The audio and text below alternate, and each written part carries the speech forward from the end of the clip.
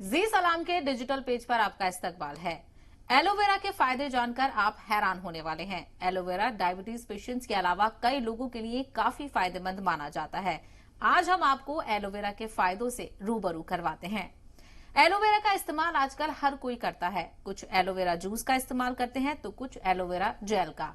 आपको बता दें, एलोवेरा के फायदे बहुत सारे हैं। फिर चाहे इसका आप सेवन करें या फिर इसे चेहरे पर लगाएं। जिन लोगों को तेजाब बनने की दिक्कत होती है, उन्हें एलोवेरा जूस पीना चाहिए। ये तेजाबियत दूर करने का काम करता है और पाचन क्रिया को दुरुस्त करता है। डायबिटीज पेशेंट्स को रोजाना सुबह एलोवेरा जूस का इस्तेमाल करना चाहिए। कई रिसर्च में देखा गया है कि aloe vera juice diabetes type 2 patients के लिए फायदेमंद होता है। ये शुगर लेवल को कम करने का काम करता है। जिन लोगों की ड्राई स्किन है, उन्हें एलोवेरा जेल का दिन में 2 बार इस्तेमाल करना चाहिए। ये स्किन को हेल्दी रखेगा और पिंपल्स नहीं होने देगा। कई रिसर्च में देखा गया है कि एलोवेरा जेल चेहरे की रंगत को भी सही करने का काम करता है, यानी ये स्किन टोन को बेहतर बनाता है।